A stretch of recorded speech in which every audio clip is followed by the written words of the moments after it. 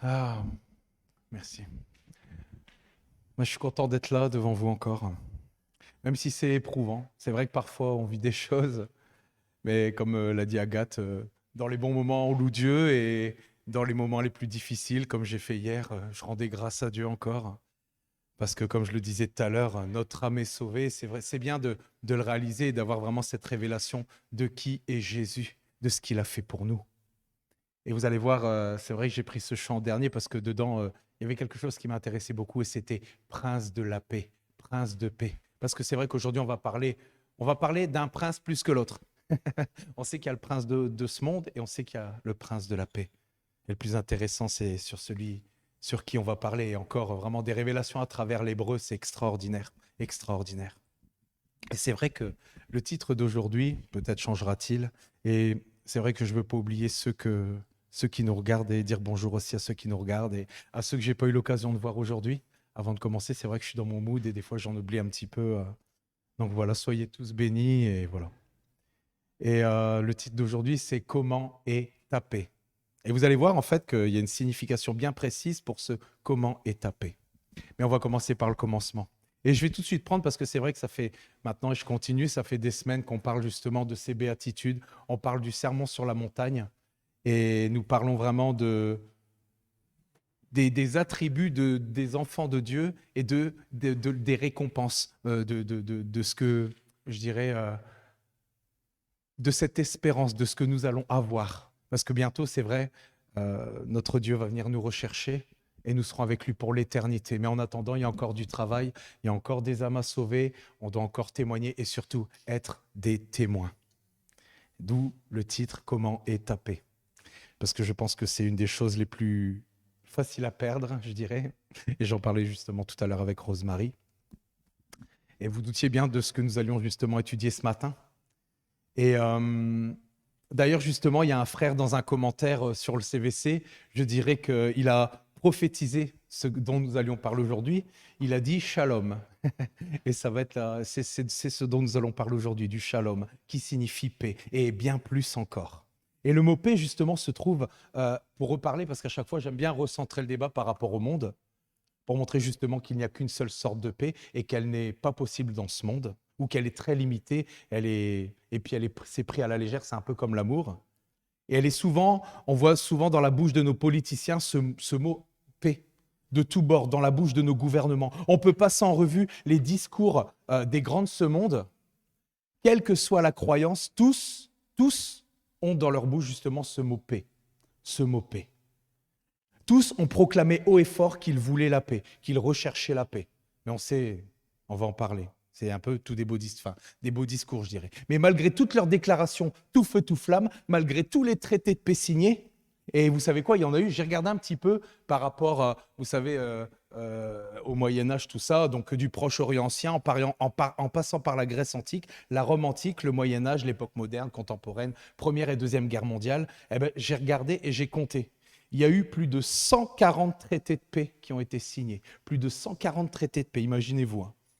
Et pourtant, la paix, c'est comme le bonheur quand j'en parlais, elle semble être un mirage qui disparaît vers l'horizon et qui semble inatteignable, parce qu'on sait où se trouve cette véritable paix.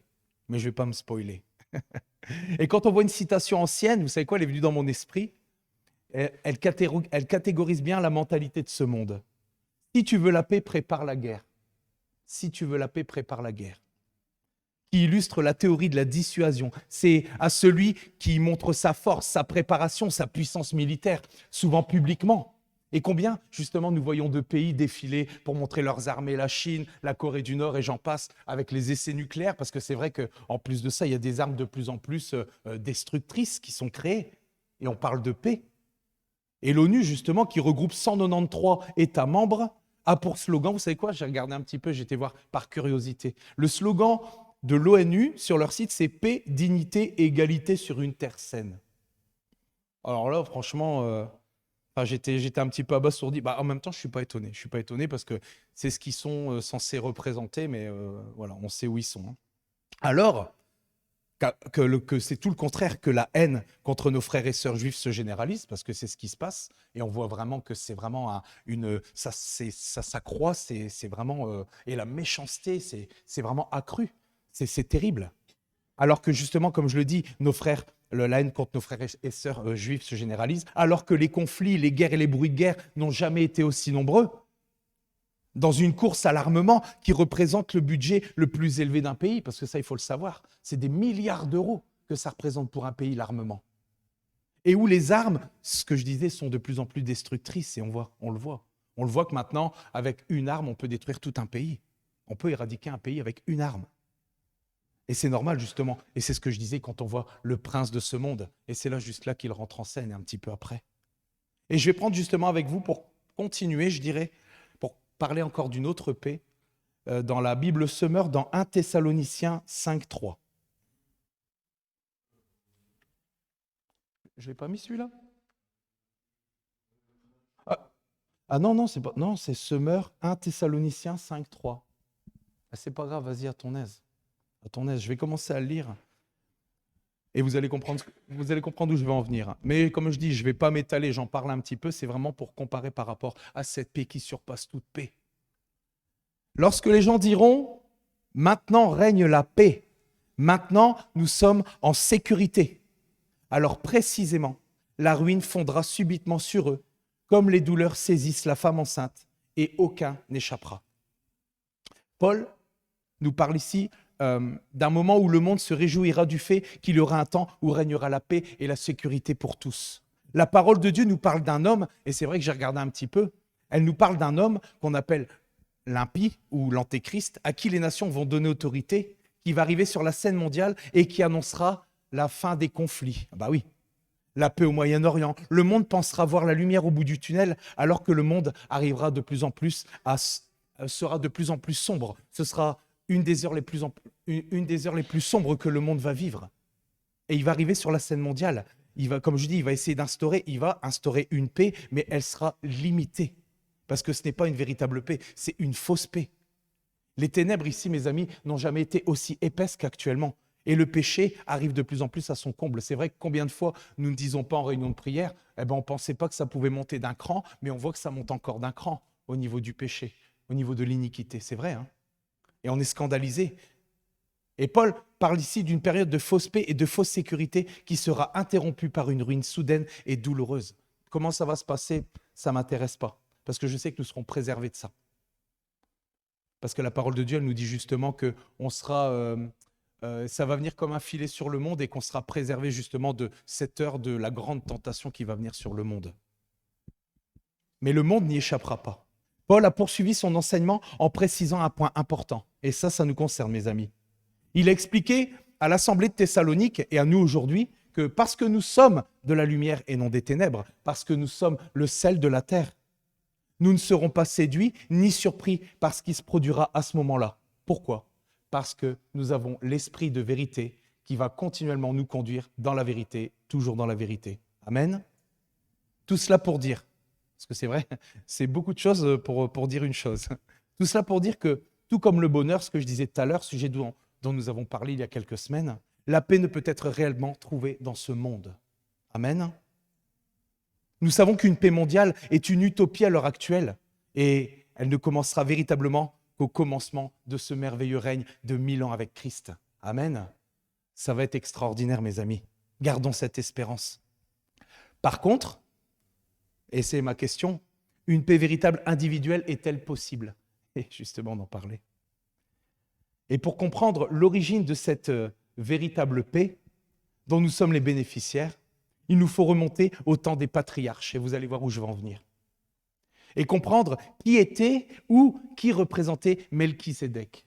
C'est vrai qu'on en a déjà parlé, de Melchisédek. Et vous savez quoi, j'ai même, si vous voulez, il faut maintenant on peut retranscrire les mots hébreux pour bien les prononcer. Et donc, je me suis entraîné un petit peu, parce qu'il y a eu un ou deux mots dont je vais parler. Dont le nom, justement, Melchisédek, signifie roi de justice. Il était le roi de Salem, appelé maintenant Jérusalem, qui veut dire ville de paix. Et cet homme, pour faire court, était le sacrificateur du Très-Haut dans Genèse 14. Melchisédek et Abraham se sont rencontrés après la victoire d'Abraham sur ses ennemis. Et Melchisédek offrit du pain et du vin à Abraham et à ses hommes épuisés, en leur exprimant toute son amitié. Ensuite, il bénit Abraham Il loua Dieu de lui avoir donné la victoire. L'apparition et la disparition soudaine de Melchisédek, et vous allez voir où je vais en venir, dans le livre de la Genèse, sont assez mystérieuses. Mais le psaume 110 nous révèle quelque chose d'important. Je te l'ai donné celui-là, non? C'est vrai que parfois je suis dans le message et quand je prépare, j'ai oublié ça ce matin. J'étais pas à l'avance en même temps. Alors dans la Louis II, le psaume 110, 1 à 4 nous dit de David, psaume. Parole de l'Éternel à mon Seigneur. Assieds-toi à ma droite jusqu'à ce que je fasse de tes ennemis ton marchepied. L'Éternel étendra de Sion le sceptre de ta puissance. Domine au milieu de tes ennemis. Ton peuple est plein d'ardeur quand tu rassembles ton armée avec tes ornements sacrés. Du sein de l'aurore, ta jeunesse vient à toi comme une rosée. L'Éternel l'a juré et il ne s'en repentira point. Tu es sacrificateur pour toujours à la manière de Melchisédek. Quand David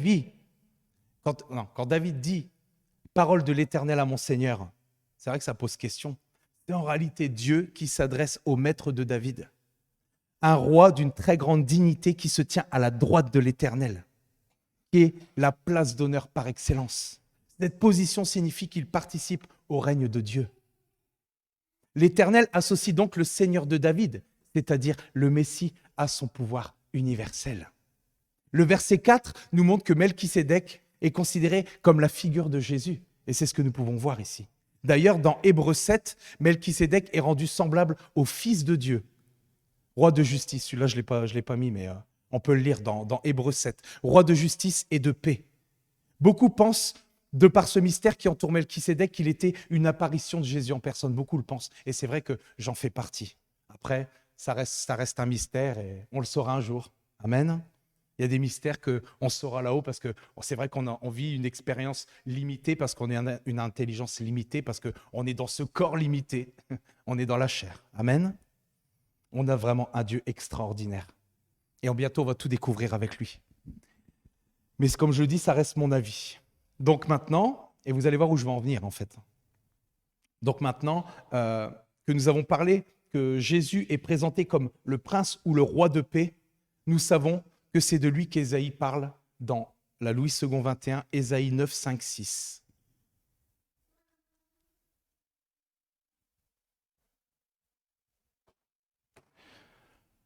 En effet, un enfant nous est né, un fils nous a été donné, et la souveraineté reposera sur son épaule.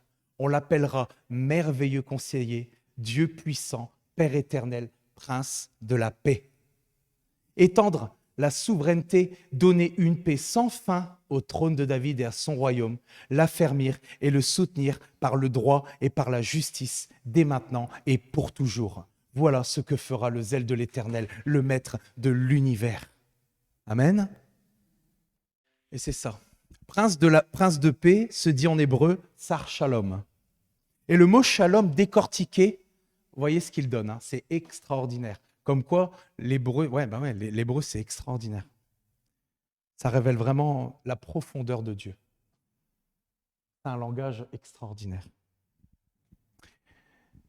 Et on va examiner justement ce que ce prince va réaliser à travers les lettres de l'hébreu. C'est une image que j'ai créée ici hier. C'est tout simplement extraordinaire. Donc vous voyez, la lettre tout à droite, c'est Shin. De toute façon, je l'ai marqué, hein, Shin, qui en fait, c'est dans ou détruire en fait.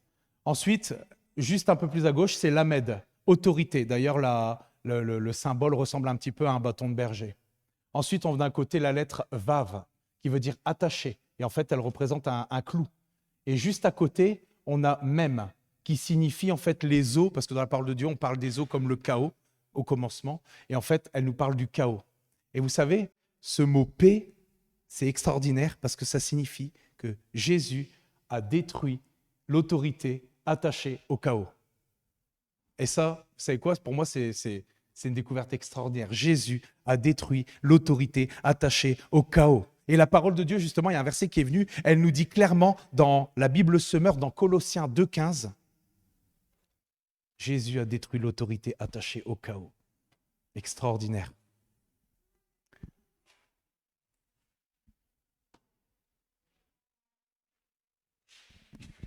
Donc, Semeur Colossiens 2,15.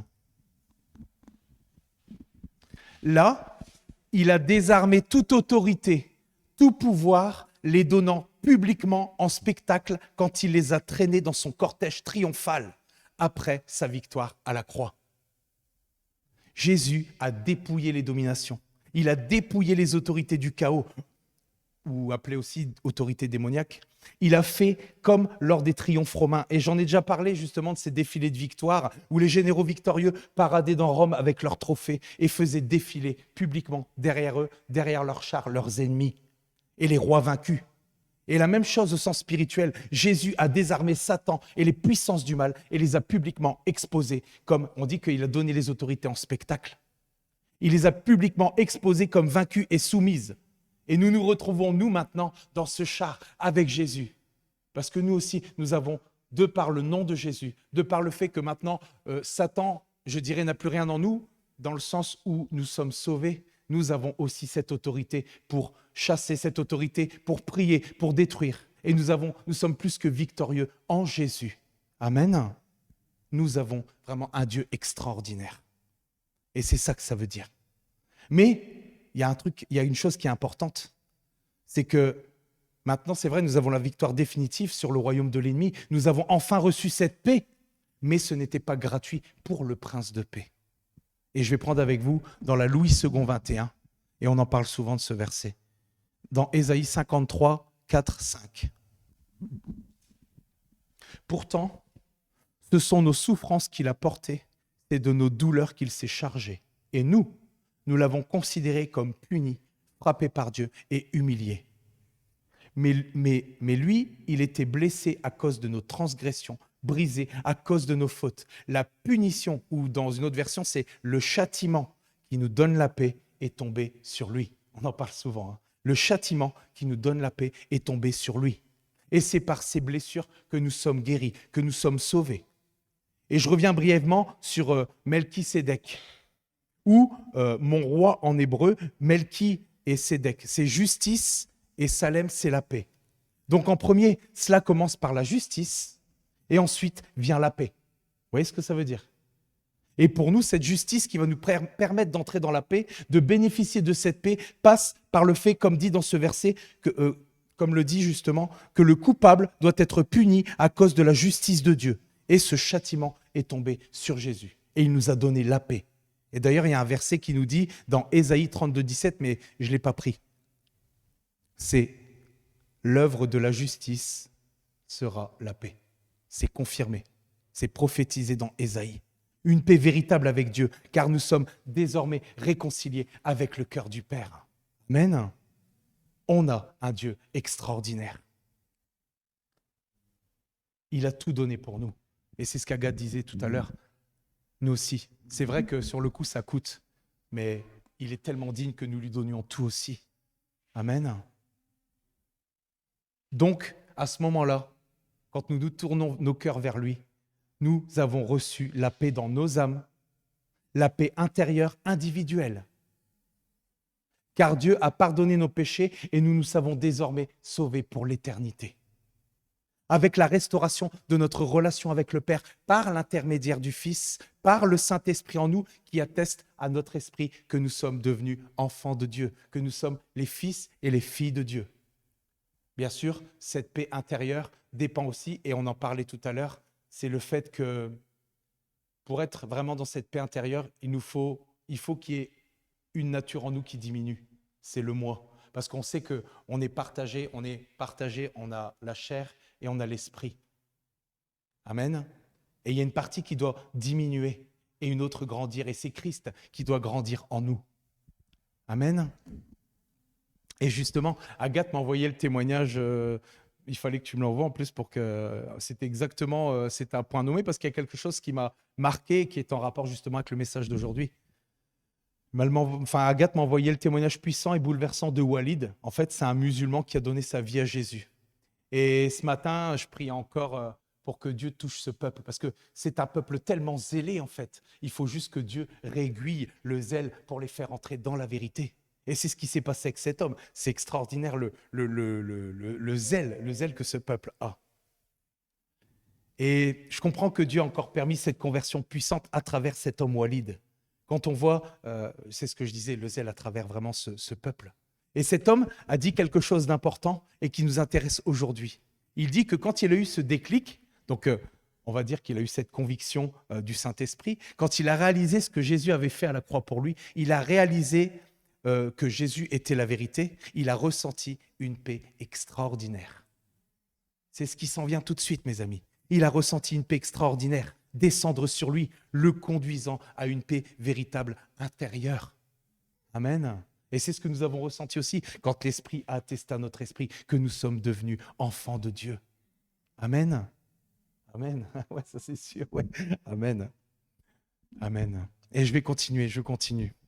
Je vais prendre avec vous maintenant dans la Bible Semeur, Jean 14, 27.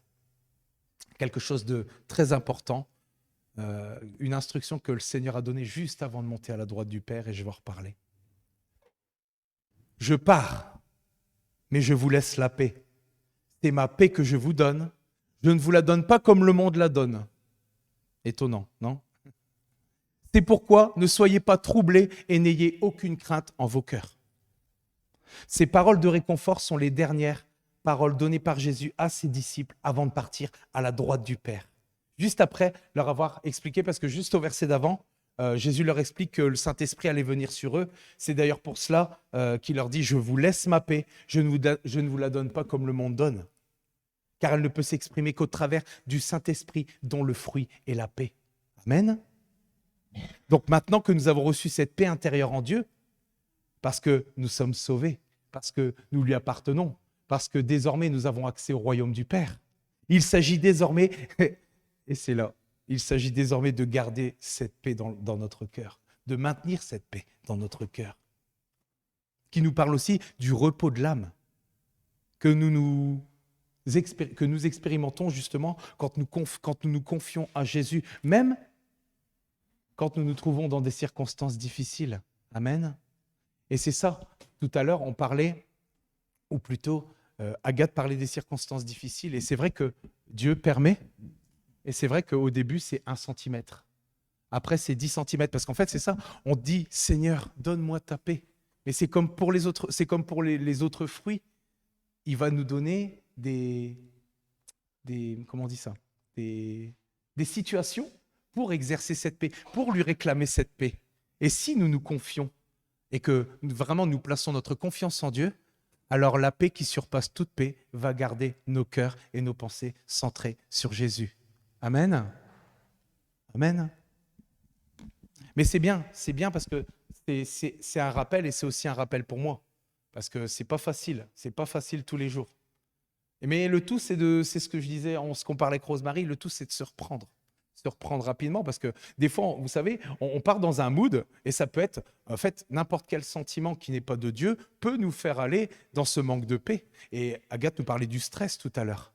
Il faut accepter aussi de savoir déposer nos fardeaux pour recevoir sa paix, et pas déposer, comme on le dit parfois, et les ramasser pour essayer de gérer nous-mêmes. Amen. On a un Dieu extraordinaire. Et le tout, c'est vraiment de placer toute notre confiance en lui. Donc, il y a cette paix intérieure qui est là à la conversion, et qui fait qu'au fur et à mesure on avance, on est transformé, on diminue. Et il y a cette paix aussi qui vient de Dieu d'une autre manière, mais cette paix-là, c'est une paix qu'on garde, parce que justement, on est de plus en plus transformé, et Dieu permet des épreuves dans notre vie pour justement qu'on grandisse en lui, parce que comme je le disais tout à l'heure, la chair doit diminuer, et l'esprit fait que nous puissions grandir, parce qu'il déverse dans notre esprit. Et c'est lui qui doit mener la danse sur l'âme, c'est lui qui doit mener la danse sur tout, sur le corps. Amen. Et pour revenir, pour une fois, je ne me suis pas perdu. C'est vrai, des fois, je parle et je ne sais plus où j'en suis. Ce shalom nous parle de bien-être. On parle d'un bien-être qui procure calme et confiance, même en période de crise. Ce mot nous parle, quand on regarde un petit peu la profondeur, nous parle d'un état de complétude, nous parle d'un état complet, parfait, sain, une paix inaltérable et profonde, en dépit de toutes les circonstances, de toutes les épreuves, comme celle que Jésus puisait dans sa communion avec le Père, parce que ça n'a pas toujours été facile non plus pour Jésus quand il est venu, pour nous. Amen. Et malgré tout ce qu'il vivait, il était, et c'est ça que la parole de Dieu nous dit, il était doux, il était humble de cœur. Qu'est-ce que je veux être comme ça? Continuer de l'être et grandir dedans, c'est ça que je veux dire. Donc, il procurait la paix partout où il allait, de manière active. Retenons cela. De manière active. Et je vais prendre avec vous, dans la Bible Semeur, je vais prendre 2 psaumes, toujours dans le psaume 37. Je vais d'abord prendre dans la Bible Semeur le psaume 37, 11, qui confirme en fin de compte. Mais ceux qui sont humbles, ceux qui sont doux, on parle des débonnaires comme nous parle Matthieu 5, auront le pays comme possession et ils jouiront d'une paix profonde, une paix que ce monde ne peut pas connaître et qu'il a tellement besoin de connaître, et c'est par notre intermédiaire. Il faut que vraiment nous puissions être ces enfants de Dieu, ces fils de Dieu qui connaissons cette paix et qui avons cette paix, qui pouvons la communiquer, parce que c'est ça le but. Ce n'est pas une paix que nous gardons, c'est une paix que nous allons aussi communiquer. Donc c'est vrai que ce n'est pas facile pour nous en dépit des circonstances, et c'est pour ça qu'on a toujours besoin de fixer Jésus et de vraiment dire au Seigneur en toute situation, Seigneur, donne-moi ta paix. Je veux vraiment cette paix qui surpasse toute paix et communiquer cette paix autour de nous, parce que regardez autour de nous, regardez autour de vous. Regardez autour de vous le tumulte, regardez comment les gens sont en stress, comment il y a… Déjà, c'était une paix qui était limitée, mais ici, il n'y a plus rien. Et en dépit de toutes les circonstances qu'on voit, que ce soit à travers l'inflation, que ce soit enfin, le domaine financier, que ce soit à travers tout, on voit bien que la paix n'existe plus. Et c'est là que, parce que nous aussi, nous allons être, où nous sommes déjà touchés, et c'est dans ces moments-là, parce que c'est vrai qu'on dit, oh, mais c'est vrai qu'on a les circonstances, on a les épreuves, mais au milieu des épaisses les plus ténèbres, la lumière, elle doit resplendir de plus en plus. Et elle va resplendir à travers nous. Et c'est pour ça que je dis, c'est vrai que des fois, on ne semble pas mesurer, ou on se dit que ce n'est pas possible. Mais en Christ, par son esprit, tout est possible. Je puis tout par celui qui me fortifie. Et il me fortifie par son amour, il me fortifie par sa paix, il me fortifie par sa joie. Par tout le fruit de l'esprit. Amen. Amen. Je ne me suis pas perdu, ça va. Amen. Et je vais prendre le deuxième verset, alors, toujours dans la Bible Semeur, le psaume 37, 37. Et c'est comme ça que nous, on veut être. Observe comment vit l'homme au cœur droit, l'homme au cœur intègre, ou encore, comme je le disais la semaine dernière, l'homme au cœur pur. Tu constateras que l'homme de paix a un avenir. Amen. Nous avons un avenir et nous devons faire connaître cet avenir. La différence d'avec le monde, c'est qu'il recherche une paix passive. C'est-à-dire, et vous allez voir, c'est ça qui est intéressant, une paix passive, c'est-à-dire une absence de conflit ou de guerre. Écoutez bien comment le grand Robert, c'est un dictionnaire pour ceux qui ne savent pas, écoutez bien comment le grand Robert nous donne la définition justement de ce mot. Alors il nous dit « rapport entre personnes qui ne sont pas en conflit, en querelle. Paix n'implique pas de relations positives entre personnes et désigne plutôt des rapports calmes qui peuvent d'ailleurs n'être que de pure forme. Absence de lutte, de troubles, de violence. » Ça a l'air d'être bien, hein? Ça a l'air d'être bien. De la même manière, le dictionnaire définit un pacificateur, parce que c'est à cela aussi, enfin c'est à cela que tout ça m'appelait, à être des pacificateurs. Comme un individu qui tend à rétablir la paix et à réduire les conflits. Et ici-bas, pour obtenir la paix, les gens érigent des murs ou des barrières entre les parties en conflit, afin de les séparer, ce qui est un mauvais compromis. Parce que ça ne règle pas le fond du problème, ça ne règle pas le problème. Et vous allez voir où je vais en venir, parce que j'ai pris un exemple où parfois je suis concerné. Lorsque nous, parents, envoyons nos enfants qui se disputent chacun dans leur chambre, et l'on se dit « je veux la paix ». Cela nous procure le calme, pour ma part, pas longtemps. Mais cela ne règle rien la cause du problème, parce que dès que l'occasion va se représenter et qu'ils vont se retrouver dans une situation similaire, ils vont de nouveau s'embrouiller, il va de nouveau y avoir conflit, parce que le conflit n'est pas réglé. Amen. Amen, c'est la vérité. C'est ça, dès que l'occasion va se représenter, et on ne peut parler que de ce qu'on a vécu. Hein. C'est vrai. Hein. Alors quand je vois parfois mes enfants 10, 15 fois par jour, on doit les séparer, bah ouais, c'est ça. Mais des fois, je veux dire, nous aussi, on a notre paix, notre patience qui est mise à rude épreuve. Donc des fois, on se dit, on veut juste la paix. Mais en fait, ça ne règle pas les conflits. Hmm. Le but étant comme je dis, de ne pas résoudre les problèmes, les conflits, en érigeant des murs. Mais c'est ce qu'on ne doit pas faire. Nous, ce qu'on doit faire, c'est créer des ponts. Et ça, on en a déjà parlé, je pense. Être des constructeurs de ponts.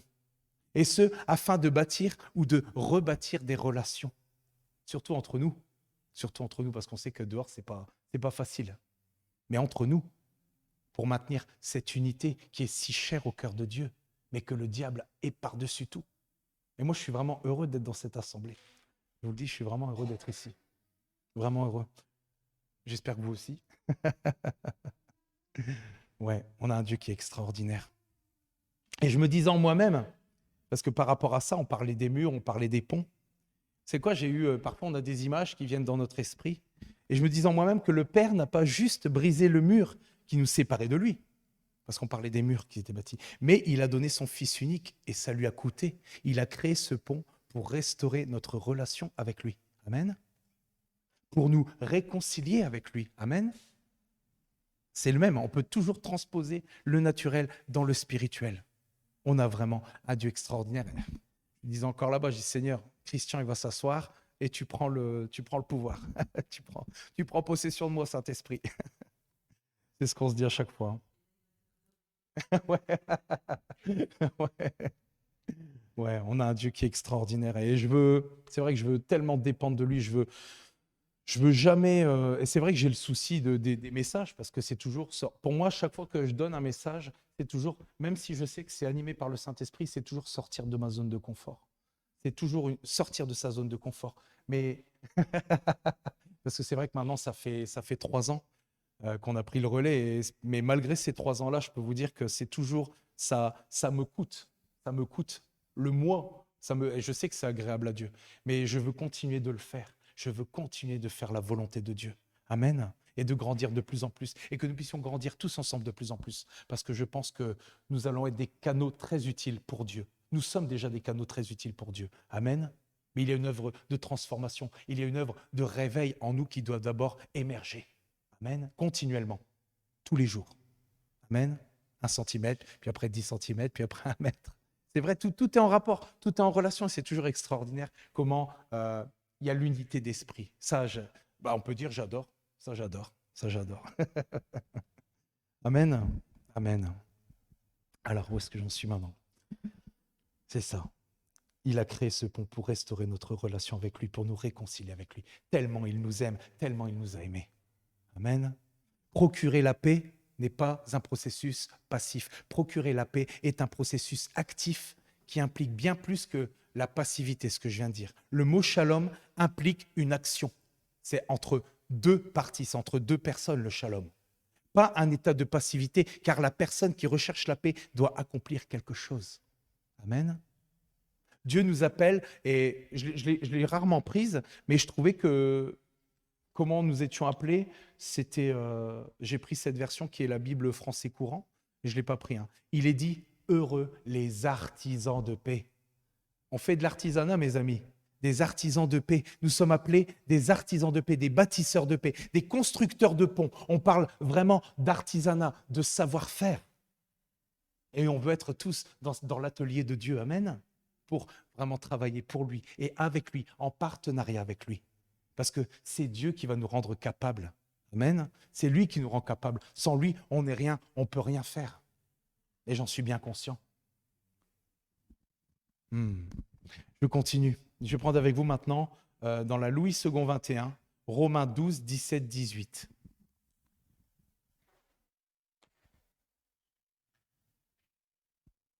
C'est un exemple parmi tant d'autres. Après, je pense qu'au vu de ce que j'ai préparé, je pense qu'il va y avoir une suite. Je sais pas, je le sens. Peut-être que le Saint-Esprit me mènera ailleurs. Vivez en plein accord les uns avec les autres. N'aspirez pas à ce qui est élevé, mais laissez-vous attirer par ce qui est humble. Parce qu'on sait justement que Dieu élève les humbles. Dieu élève les humbles. Amen. Et eux bénéficient d'une paix profonde, comme le dit ce verset dans le psaume 37, 11. Ne vous prenez pas pour des sages. Oh Seigneur, je ne suis pas un sage. Ne rendez à personne le mal pour le mal. Recherchez ce qui est bien devant tous les hommes. Et la parole de Dieu nous le dit, que votre lumière luise devant tous les hommes. Amen. Comme ça, ils vont voir notre lumière et ils vont pouvoir être interpellés et rendre gloire à Dieu. Amen. Ah, c'est là. Recherchez ce qui est bien devant tous les hommes, si cela est possible, dans la mesure où cela dépend de vous. Soyez en paix. Soyez en paix avec tous les hommes. Être en paix avec tous les hommes, voilà un commandement de Dieu qui n'est pas toujours facile à suivre. Amen. Amen. Et qui demande de la maturité spirituelle. Nous sommes tous dans notre vie confrontés à des situations de conflit, parfois, pas toujours, je dis pas toujours, mais parfois. Nous avons été blessés parfois, offensés parfois, des amis ou des membres de nos familles ou dans l'église, victimes de calomnies, mais comme je dis, ça peut être n'importe où, dans toutes les sphères, plus facilement dans le monde, je dirais peut-être. Des calomnies, de moqueries, de rejets, d'abus en tout genre. Comment dans ces situations être ? C'est ça qu'on disait tout à l'heure. C'est toutes des situations ici qui peuvent nous empêcher d'entrer dans cette paix profonde que le Seigneur nous a promis quand il est monté à la droite du Père. Comment dans ces situations être en paix avec les personnes qui sont à l'origine de nos souffrances ? La clé, et c'est vrai que la clé, elle est toujours pareille, c'est extraordinaire. Et je vais prendre avec vous Éphésiens 4, 32. Je pense que ce verset-là, et j'ai dû le ressortir beaucoup de fois à beaucoup de messages, parce que soyez bons et pleins de compassion les uns envers les autres. Pardonnez-vous réciproquement comme Dieu nous a pardonné en Christ. C'est extraordinaire. C'est toujours la même chose. Après, c'est toujours la même chose parce que voilà, c'est une question de pardon. Ce n'est pas toujours facile de donner le pardon, mais c'est la condition incontournable pour être aussi en paix intérieure avec Dieu, dans notre relation avec Dieu. Amen. Donc notre paix intérieure est avec notre conscience. Parce que souvent, on sait ce qu'on appelle, quand on dit que notre conscience travaille. Ah, ça me travaille dans ma conscience parce qu'il y a quelque chose là qui est peut-être pas juste et qu'il faut régler. Et je pense que vraiment, si le Saint-Esprit fait remonter cela, alors nous devons vraiment nous mettre en règle. Et ça peut être beaucoup de choses, ça peut être tellement de choses. Sachant que nous faisons des erreurs parfois et que nous aussi, nous avons pu blesser d'autres personnes, même involontairement. C'est vrai. Parfois, tu veux dire quelque chose ? Ah ok, d'accord. Mais il n'y a pas de problème. Et c'est vrai que parfois, on peut blesser d'autres personnes, et parfois involontairement. C'est vrai, et soudain, on sent un éloignement et tout. Et surtout, c'est dans ces moments-là qu'il ne faut pas perdre de temps. Moi, je ne veux pas perdre de temps. Et je veux que si jamais j'offense quelqu'un sans le vouloir, je veux qu'on me le dise tout de suite. Et je serai prompt à demander pardon. Amen. C'est comme ça qu'on doit réagir entre nous, parce que c'est tellement facile d'avoir des divisions. C'est tellement facile pour l'ennemi de créer ce genre de choses, parce qu'on a cette autre nature qui vit en nous. On doit veiller sur notre cœur plus que sur toute autre chose. Amen. Amen. Je me suis encore perdu. Tu veux dire quelque chose ? Ah vas-y, je t'en prie, il n'y a pas de problème. Sens-toi à l'aise. Ça me permet de continuer de méditer. Voilà. J'avais une notion et je voulais avoir la confirmation. Du coup, j'ai été voir un petit peu sur Internet par rapport à ce que je savais. En fait, l'origine du mot artisan, aujourd'hui, on le voit un petit peu comme celui qui bricole ses paniers dans un atelier. Vous voyez un petit peu, c'est ça, un côté un petit peu désuet. Mais en fait, si on devait donner le bon sens, c'est maître artisan. C'est ça que ça veut dire. Et c'est quoi la différence entre un maître artisan et un artisan ?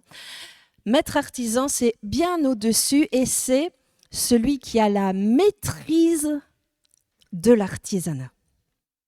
Et donc, nous devons être des artisans de paix. Et donc, on a cette capacité, cette maîtrise de pouvoir faire tout pour qu'il y ait la paix. C'est vrai qu'on a cette notion artisanat, c'est un petit peu, on voit ceux qui font du lait de chèvre, des fromages dans un coin, vous voyez un petit peu. Mais c'est vrai, on a cette notion-là. Mais ça a changé. En fait, la notion d'artisanat, c'était vraiment des gens qui avaient une qualité, un savoir-faire. Et maintenant, ça, on va plus appeler ça un maître artisan, celui qui a la maîtrise, qui est maître dans l'art de faire la chose. Donc nous devenons maîtres artisans grâce au Saint-Esprit qui nous permet d'avoir cette maîtrise de la paix. Amen. C'est toujours bien faut se sentir libre. Faut qu'on soit libre. Faut qu'on soit libre. C'est bien. Moi, j'apprécie ça. C'est pour ça que je demande plusieurs fois et je pense que ceux qui nous regardent comprendront aussi. Et d'ailleurs, ça vient ajouter. Et moi, j'apprécie quand on ajoute, quand on assemble. Amen. Hmm. Hmm. Et voilà, l'unité. Ouais. L'unité d'esprit, mes amis. Amen. Ah, j'apprécie vraiment. J'apprécie. Et c'est vrai que, comme je disais, donc on parlait de blesser les personnes qui sont, enfin, de blesser les personnes involontairement. Mais le pardon veut-il obligatoirement être en paix avec tous les hommes? De notre côté, oui. Mais dans le verset cité plus haut, il est écrit pour autant que cela dépende de vous, de nous. C'est ça. Dieu sait que parfois la paix est impossible, parce que pour qu'il y ait la paix, la réconciliation, il est d'abord nécessaire que toutes les personnes concernées le souhaitent. Amen. Certaines personnes ne cherchent pas du tout la paix. Et vous savez quoi? Dans la Bible Semeur, le psaume 120, 6-7 nous dit explicitement. Regardez ce qu'il nous dit. Bien trop longtemps, j'ai habité parmi des gens qui détestent la paix. Je veux la paix, mais quand j'en parle, eux, ils sont pour la guerre. L'essentiel, dans ce cas, est de ne garder dans nos cœurs aucune rancune ou amertume. Et c'est ça, des fois, le plus difficile. Et de pouvoir sincèrement bénir ces personnes. Aïe, de tout notre cœur, de tout notre cœur. Aimer son prochain comme soi-même. C'est la santé pour notre âme. C'est ça, hein, la santé pour notre âme. La condition pour être libre et en paix. Amen. Amen. Le pardon libère. Par contre, dans d'autres cas, il n'est pas souhaitable de fréquenter. Mais ça se passe, je parle de l'Église universelle, bien sûr, pour donner tous les exemples.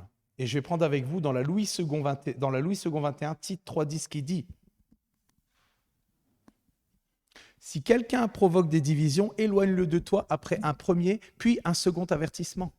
Parfois, pour être en paix, il vaut mieux garder ses distances. » Amen. Et parfois, pour ne pas aussi tomber.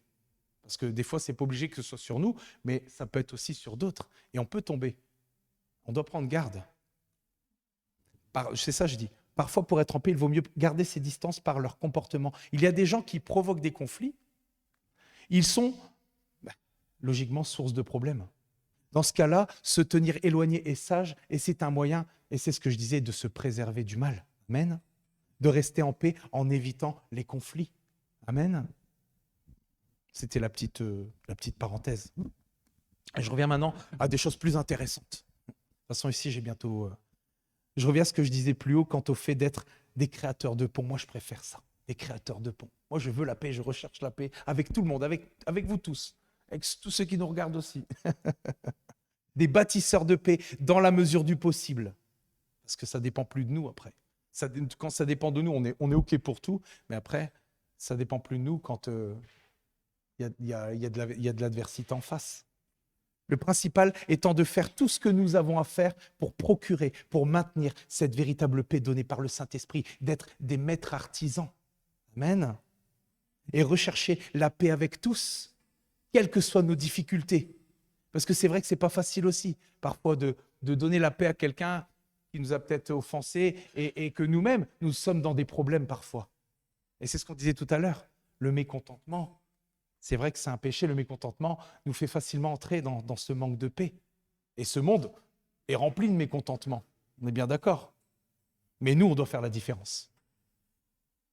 Et ma question, et de toute façon vous allez savoir y répondre puisque c'est une question, pas une question bête, mais qui peut procurer la paix? Eh bien, ce sont ceux, pour résumer, qui sont en paix avec Dieu et qu'il reconnaît pour ses fils. Plus qu'un enfant, un fils. Une fille. Ce monde a besoin des fils de Dieu, car il ne trouvera jamais la paix dont ils parlent continuellement, dont ils abreuvent et qu'ils écrivent sur la paix. Car le péché ne peut produire que la guerre. Et sans Jésus, il y a toujours cette rébellion qui est contre Dieu. C'est toujours des enfants de la rébellion. Amen. Ceux qui procurent cette paix sont des femmes et des hommes transformés par le Dieu de paix et qui se laissent continuellement transformer par le Saint-Esprit de paix. Amen. Et je vais prendre avec vous 1 Thessaloniciens 5. Oh, je n'ai pas mis la version. C'est pas grave. Je vais prendre avec vous 1 Thessaloniciens 5, 23, 24. Comment? Je ne sais pas, sois inspiré. Non, au choix, bah allez. Non, je vais le dire dans la version que j'ai prise.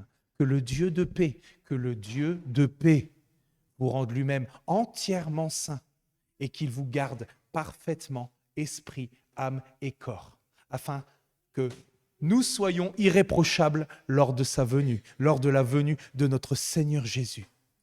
Celui qui vous appelle est fidèle et c'est lui, c'est ça qui est important, c'est lui qui accomplira tout cela, non par nos efforts, mais par son esprit. Le monde propose aussi vous savez quoi? Je l'ai gardé pour la fin. C'est vrai que le monde propose aussi des récompenses internationales plus prestigieuses. Ils appellent ça le prix Nobel de la paix. Et il est distribué à la personne, et on va se reconnaître en fait, nous on y a droit, pardon Seigneur, je ne suis rien, distribué à la personnalité ou à la communauté ayant le mieux ou le plus contribué à l'unité, au rapprochement des peuples, à la propagation des progrès pour la paix. C'est nous ça, non? En y regardant de plus près, cette explication identifie le peuple de Dieu, ceux qui sont l'épouse. Amen. Mais ce prix n'est rien en comparaison de la récompense bien plus grande qui attend chacun d'entre nous. Et je vais reprendre avec vous dans la Louis II Matthieu 5,9 qui nous dit « Heureux ceux qui procurent la paix, car ils seront appelés fils et filles de Dieu. » Existe-t-il un plus grand honneur, un plus grand prestige, un bien-être plus grand que d'être appelés les fils et les filles du Dieu vivant, du véritable Dieu, du seul Dieu? Quelle grâce! Et de faire partie de sa famille. Et vous savez quoi? C'est une petite parenthèse que je fais. Dans la pensée hébraïque, et c'est pour ça que, d'où le titre, le terme shalom, comme dit plus haut, fait référence au bien-être. Ce qui sous-entend que le shalom d'un enfant de Dieu est connecté à son bien-être. Amen. Et en hébreu, que ce soit biblique, et c'est là que j'ai répété, que ce soit biblique ou de nos jours, la façon dont un frère demande à une sœur « Comment vas-tu » c'est mince. Non, mashlomer, c'est ça. Non, mais c'est vrai, je me suis entraîné, quoi, mince. La façon dont un frère demande à une sœur « Comment vas-tu » c'est mashlomer, et à un frère, c'est mashlomecha. Ce qui signifie en fait, vous savez quoi? Comment est ta paix? Comment est ta paix? Et je désire terminer justement en posant une question, en posant un questionnement, et nous demander justement comment vas-tu ce matin? Comment est ta paix? Comment est notre paix dans nos relations? Comment est notre paix au travail? Comment est notre paix à la maison? Sommes-nous là j'ai mis artisans, sommes-nous des maîtres artisans de paix? Et faisons-nous tout notre possible pour être en paix avec tous? Amen. Faisons tout notre possible. Parce que c'est vrai, par le Saint-Esprit, nous ne sommes pas juste artisans. Les artisans, je pense que c'est ceux qui sont dans le monde et qui n'ont pas encore Christ. Mais nous, par le Saint-Esprit, on devient maintenant des maîtres artisans de la paix, qui communiquons cette paix, parce que ce monde en a tant besoin. Et on en a besoin aussi. Seigneur, remplis-nous. Amen. Voilà, c'est ce que je voulais vous apporter ce matin. Soyez bénis. Et je ne dirais pas comme d'habitude, parce que sinon ça devient une habitude. Je vous aime. Donc je vous souhaite vraiment un bon dimanche à tous. Soyez bénis. Et à demain, 19h.